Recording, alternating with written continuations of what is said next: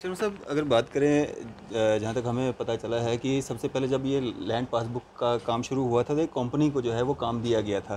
लेकिन अब जो है सारा रेवेन्यू ऑफिसर्स पे ये जो है ज़िम्मेवारी दी गई है, और कहीं न कहीं ये भी कहा जा रहा है कि इससे डिस्टर्ब भी हो रहे हैं रेवेन्यू ऑफिसर्स जो हैं, उनके बाकी काम रह जाते हैं इस चक्कर में। हाँ, ये ऑब्वियसली क्योंकि वो जो गवर्नमेंट ने एंगेज की थी कोई फोरम, वो उसने एक उनका क्योंकि कॉन्ट्रैक्ट ख़त्म हो गया था, तो कॉन्ट्रैक्ट ख़त्म होने के बाद उन्होंने उसको रिवाइव नहीं किया, तो वो चले गए।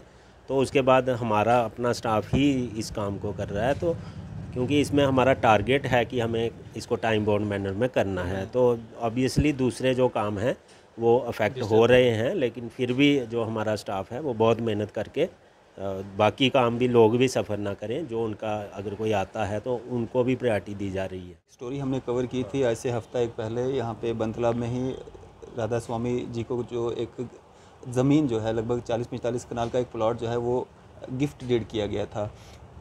वहाँ पे मतलब उस सत्संग करने के लिए या कोई मतलब उसके लिए, लेकिन उस ज़मीन को जो है बेचा जा रहा है। नारायण दास जी करके हैं, उन्होंने वो, उनके पापा ने जो है वो गिफ्ट डीड की गई थी ज़मीन। तो क्या वो उसको अधिकार रखते हैं कि वो ज़मीन को बेच सकते हैं?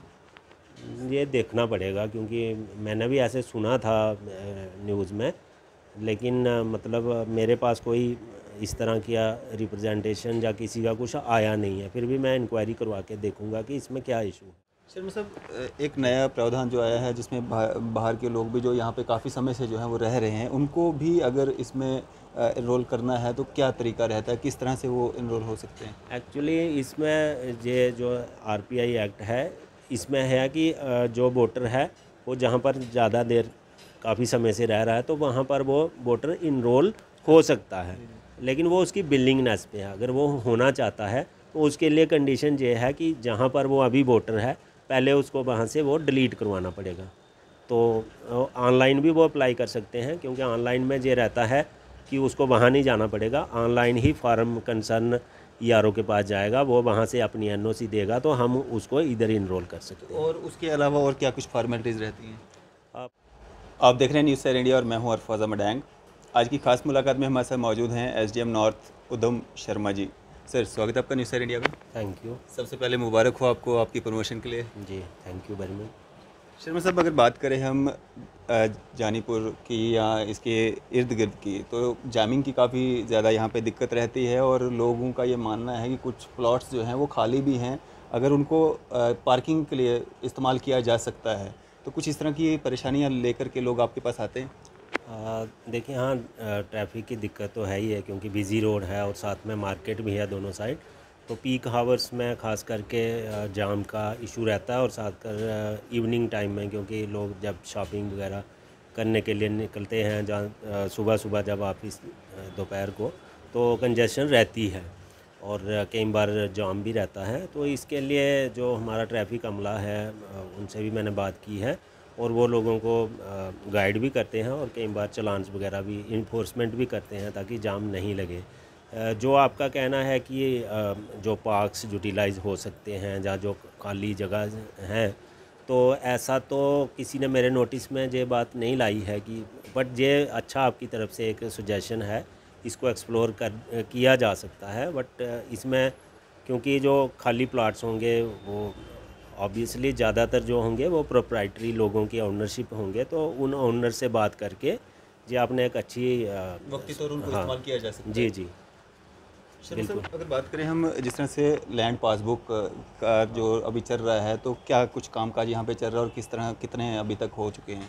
एक्चुअली लैंड पासबुक में ये है कि उसमें पहले फेज़ में कुछ जो गांव थे उनकी जमाबंदी डिजिटाइज हो गई, और उन गांव का, जैसे हमारे 15 गांव थे बलवाल के, और 8 गांव थे जम्मू नॉर्थ तहसील के।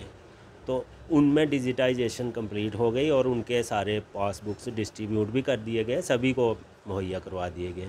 अब जो बाकी वाले विलेजेस हैं, जैसे 22 वहाँ पे हैं बलवाल तहसील में, और 8 जम्मू में, जम्मू नॉर्थ में, तो 30 गांव की जो डिजिटाइजेशन का काम है वो बड़े ज़ोरों शोरों से इस समय चल रहा है, क्योंकि माननीय एलजी साहब का ये डायरेक्शन है कि इसको हमने 30 सितंबर तक कंप्लीट करना है सारा डिजिटाइजेशन। तो हमारे जो अमला है, पटवारीज हैं, तहसीलदार हैं, नायब तहसीलदार हैं, वो दिन रात इसी काम में आजकल लगे हुए हैं कि वो जो डिजिटाइजेशन जमाबंदीज़ वो सारी हो जाएं। पहले फ़ेज़ में क्या हुआ था कि काफ़ी देर से जमाबंदियाँ बनी नहीं थी, तो पहले जमाबंदियाँ कंप्लीट की गई और फिर उसके साथ साथ इनको डिजिटाइजेशन की गई। और अभी भी जो युद्ध स्तर पर चल रहा है, जैसे ही आज भी गवर्नमेंट की तरफ से डायरेक्शन है कि जिनका डिजिटाइजेशन कंप्लीट हो गया है वहाँ हम पासबुक डिस्ट्रीब्यूट करना आज से शुरू कर रहे हैं। शर्मा साहब, अगर बात करें, जहाँ तक हमें पता चला है कि सबसे पहले जब ये लैंड पासबुक का काम शुरू हुआ था तो एक कंपनी को जो है वो काम दिया गया था, लेकिन अब जो है सारा रेवेन्यू ऑफिसर्स पे ये जो है जिम्मेवारी दी गई है, और कहीं ना कहीं ये भी कहा जा रहा है कि इससे डिस्टर्ब भी हो रहे हैं रेवेन्यू ऑफिसर जो हैं, उनके बाकी काम रह जाते हैं इस चक्कर में। हाँ, ये ऑब्वियसली क्योंकि वो जो गवर्नमेंट ने इंगेज की थी कोई फोरम, वो उसने एक उनका, क्योंकि ये कॉन्ट्रैक्ट ख़त्म हो गया था, तो कॉन्ट्रैक्ट ख़त्म होने के बाद उन्होंने उसको रिवाइव नहीं किया, तो वो चले गए।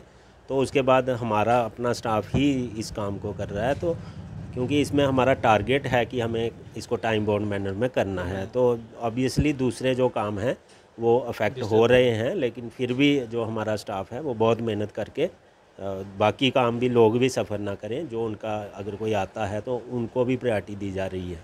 जी शर्मा साहब, कुछ चीज़ें जानना चाहूँगा ताकि हमारे व्यूवर्स को भी जो है इसकी जानकारी हो। अगर हम बात करें गिफ्ट डीड की, गिफ्ट डीड जब हम किसी को करते हैं, क्या हम उसको सेल या परचेज़ कर सकते हैं?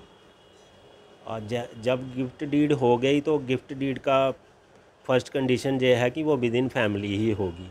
तो ऑब्वियसली जिसको गिफ्ट डीड हो गई तो वो उसका ओनर बन गया, तो वो आगे अपनी मर्ज़ी से सेल भी कर सकता है, जहाँ कुछ उसको यूटिलाइज़ भी कर सकता है अपने तरीके से। तो क्योंकि उसके पास राइट आ गया, ओनरशिप राइट बन गया जब उसके नाम गिफ्ट डीड हो गई। जी जी सर, अगर बात करें हम जिस तरह से ज़मीनों को लेकर के जो है यहाँ पे कुछ कब्ज़े या कुछ इस तरह का रहता है, अभी भी जो लोगों के उसमें है ज़मीनें, तो उसके लिए क्या कुछ किया जा रहा है? फॉरेस्ट राइट एक्ट की भी बात की जाती है, बीच में एक फॉरेस्ट भी आता होगा यहाँ पे, तो कितना अभी ज़मीनें जो हैं रिकवर हो गई हैं या की जा रही हैं, क्या पाइपलाइन में है? देखिए, इसमें बड़े किस्म के इश्यूज़ हैं। एक तो है कि कुछ लोगों ने जो स्टेट लैंड पे कब्जा किया है, जी तो वो काफ़ी इविक्शन भी हुई है, और अभी भी हमने अभी कुछ इविक्शन जो है वो अभी करनी भी है। उसमें मंथली टारगेट्स होते हैं, मंथ में हम जो हैं हमारा स्टाफ जाके इविक्शन जो जो भी इलीगल ऑक्यूपेंट्स हैं उनसे खाली करवाता है स्टेट लैंड। एक तो वो है, एक तो जो जैसे आप कह रहे हैं कब्जा, नाजायज़ कब्जा, कई जगह जो हमारे नोटिस में आते हैं इश्यूज़ कि किसी की ज़मीन पर किसी लैंड ग्रैबर ने कब्जा कर लिया है, तो हम मौके पर उसी समय जाके इंस्टेंटली एक्शन करते हैं, ताकि किसी का भी जो है राइटफुल जो लैंड है वो कोई ग्रैब ना कर पाए। जी जी, हमारी कोशिश रहती है, और बहुत सारे जो हमारे नोटिस में आए हैं हमने उनको इविक्ट भी किया है। शर्मा साहब, एक स्टोरी हमने कवर की थी आज से हफ्ता एक पहले, यहाँ पे बंतलाब में ही राधा स्वामी जी को जो एक ज़मीन जो है लगभग 40-45 कनाल का एक प्लॉट जो है वो गिफ्ट डीड किया गया था। वहाँ पे मतलब उस सत्संग करने के लिए या कोई मतलब उसके लिए, लेकिन उस ज़मीन को जो है बेचा जा रहा है। नारायण दास जी करके हैं, उन्होंने वो, उनके पापा ने जो है वो गिफ्ट डीड की गई थी ज़मीन, तो क्या वो उसको अधिकार रखते हैं कि वो ज़मीन को बेच सकते हैं?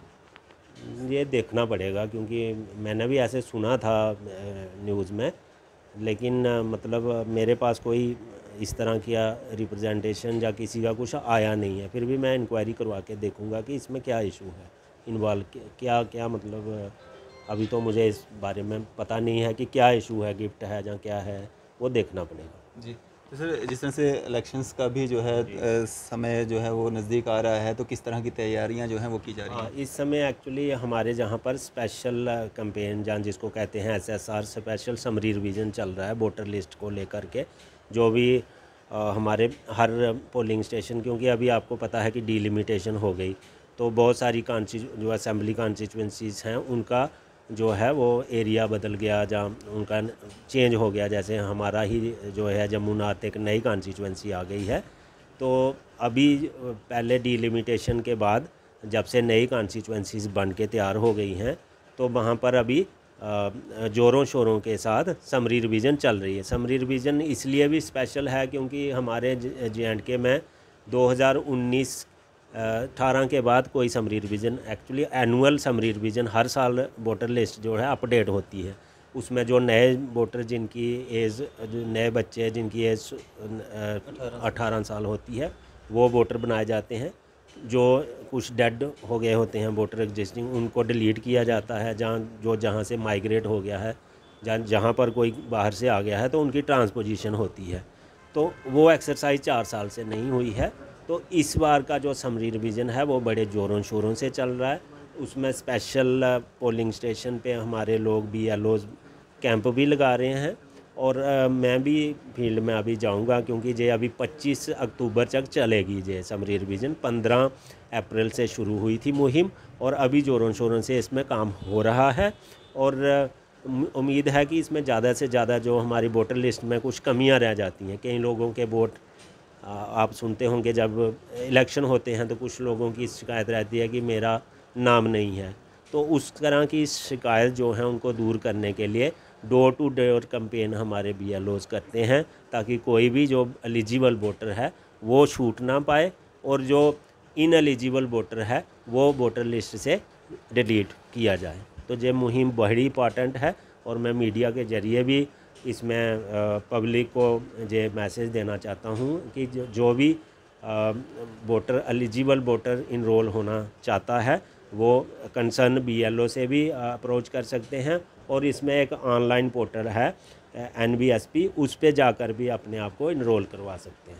शर्मा साहब, एक नया प्रावधान जो आया है जिसमें बाहर के लोग भी जो यहाँ पे काफ़ी समय से जो है वो रह रहे हैं, उनको भी अगर इसमें इनरोल करना है तो क्या तरीका रहता है, किस तरह से वो इनरोल हो सकते हैं? एक्चुअली इसमें ये जो RPI एक्ट है इसमें है कि जो वोटर है वो जहाँ पर ज़्यादा देर काफ़ी समय से रह रहा है तो वहाँ पर वो वोटर इनरोल हो सकता है, लेकिन वो उसकी बिलिंगनेस पे है। अगर वो होना चाहता है तो उसके लिए कंडीशन ये है कि जहाँ पर वो अभी वोटर है पहले उसको वहाँ से वो डिलीट करवाना पड़ेगा।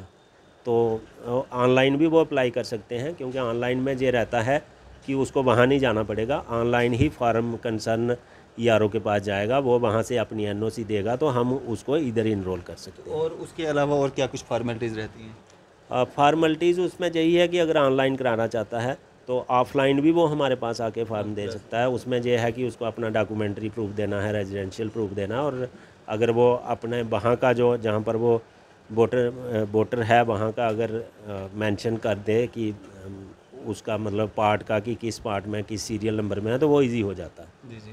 तो क्या एक मैसेज रहेगा आपका आम जनता के लिए? किस बारे में? कुछ भी, जैसे भी जनरल।